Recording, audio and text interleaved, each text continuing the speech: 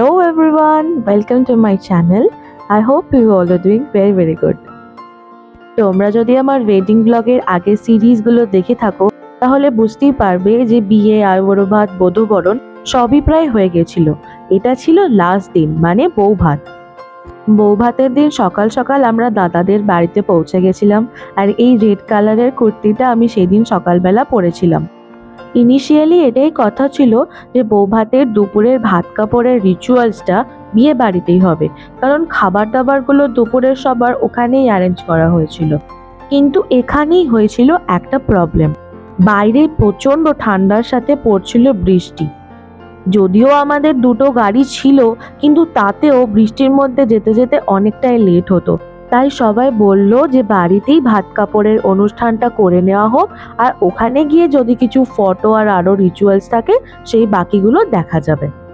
আর এখানে দিদি, মামি, মাসি সবাই মিলে ওই ভাত কাপড়ের থালা সাজানোর জন্যই ব্যস্ত হয়েছিল।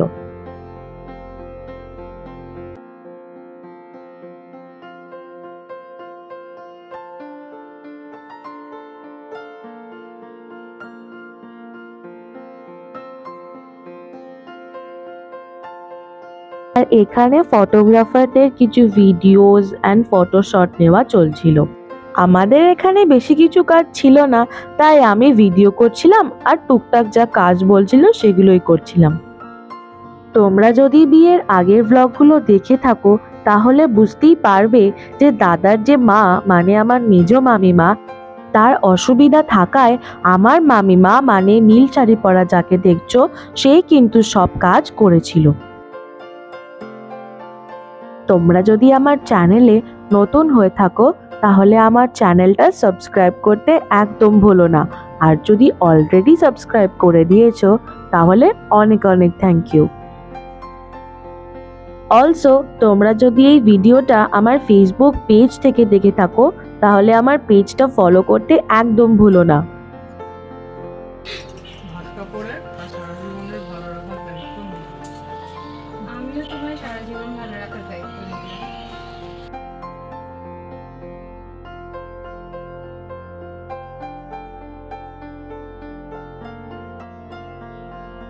ভাত কাপড়ের রিচুয়ালসটা বাড়িতে কমপ্লিট হওয়ার পরেই আমরা ডিরেক্ট চলে এসেছিলাম বিয়ে বাড়িতে, যেখানে আমাদের দুপুরবেলার খাবারের অ্যারেঞ্জমেন্ট হয়েছিল।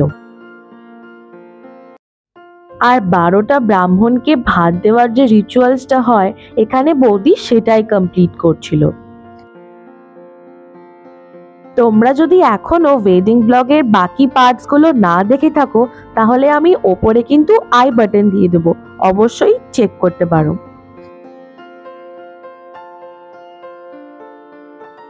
আর এটা হচ্ছে আমার সন্ধেবেলার লুক। বিয়ের দিন যদিও আমি পার্লার থেকে মেকআপ করিয়েছিলাম, বাট এই দিন আমি নিজেই সাজুগুজু করেছিলাম, কারণ পার্লারের মেকআপটা আমার ঠিক পছন্দ হয়নি। আর এই যে পার্পল কালারের আনারকালিটা দেখতে পাচ্ছ, এটা আমার পার্সোনালি খুবই ফেভারিট। আমি স্পেশালি এটা লিবাস বলে একটা ওয়েবসাইট থেকে কিনেছিলাম দাদার বিয়ের জন্য। সন্ধ্যেবেলায় সাজুগুজু করতে একটু লেট হওয়ায় আমি 8টা নাগাদ বিয়ে বাড়িতে পৌঁছেছিলাম। তখন দেখছি বিয়ে বাড়ি একদম জমজমাট। সেটা তোমরা আশা করি ভিডিওতে দেখে বুঝতেই পারছো। আর এটাই হচ্ছে দাদা বৌদির রিসেপশনের লুক। আর আমার লুকটাও কেমন হয়েছে অবশ্যই কিন্তু আমাকে কমেন্ট করে জানাতে তোমরা ভুলো না।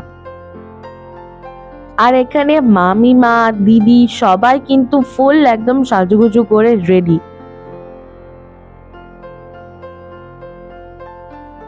তোমাদের যদি এই ভিডিওটা ভালো লাগে তাহলে লাইক, শেয়ার অ্যান্ড কমেন্ট করতে একদম ভুলো না।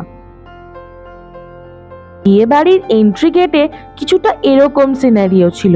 তোমাদেরকে আমি যেমনটা বললাম যে দুপুরবেলায় বৃষ্টি হওয়ায় বাইরে কিন্তু স্টল, মানে ফুড স্টলগুলো একদমই বসানো যায়নি, তাই সবকিছু ভিতরে শিফট করতে হয়েছিল। আর এখানে চলছিল photo sessions, family members, friends যারা আসছিল। চলো তোমাদেরকে ফুড স্টলটা ঘুরে দেখাই। ফার্স্টেই আমার চোখে পড়লো চা আর পকোড়া স্টলটা, তারপরে আমি দেখলাম চিকেন কাবাব ছিল, নেক্সট পনির কাবাবও ছিল, বাট পনির কাবাবটা সবসময়তেই আউট অফ স্টক থাকছিল, কিন্তু চিকেন কাবাবটা খেতে খুবই টেস্টি ছিল। আর তারপরেই ছিল আলু টিকিয়া চাট, যেটা আমার one of the most favourite লেগেছিল স্টলের মধ্যে। আর পাপড়ি চাটেরও একটা অপশন ছিল, আমি টেস্ট করেছিলাম, খারাপ নয়, ভালোই খেতে ছিল। আর নেক্সট আমার চোখে পড়লো ফুচকা, বাট শীতকালে ফুচকা খাওয়াটা আমার একটু কেমন যেন লাগছিল, তাই আমি বেশি খাইনি। আর বাইরে এন্ট্রি গেটে দাদা আর বৌদি প্রি ওয়েডিং এর এই ফটোটা দিয়ে সবাইকে ওয়েলকাম করার জন্য এই পোস্টারটা দেওয়া হয়েছিল। ভিতরে যেহেতু ফটোগ্রাফার লোকজনের অনেকটাই ভিড় ছিল, তাই সবাই কিন্তু বাইরে এসেও ফটো তুলছিল। আমি আর ফটো তুলতে পারিনি বেশি, কারণ আমার ফটো তুলে দেওয়ার লোকের বড্ড অভাব। তোমাদের যদি বিয়ে বাড়ির ডেকোরেশনসটা চেনা চেনা লাগে, তাহলে তোমরা একদম ঠিক গেস করেছো, এটা বিয়ের দিনেরই ডেকোরেশনসটা, কারণ বিয়ে বাড়িটাও সেমই ছিল, তাই একই ডেকোরেশনস রাখা হয়েছিল।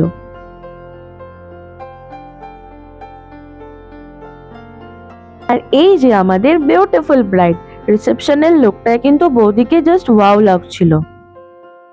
ফটোগ্রাফার্সদের বলে বলে অনেক ফটো ভিডিও কিন্তু আমরা নিয়েছিলাম, জানি না সেগুলো কবে আসবে, বাট হোপসও তাড়াতাড়ি চলে আসবে।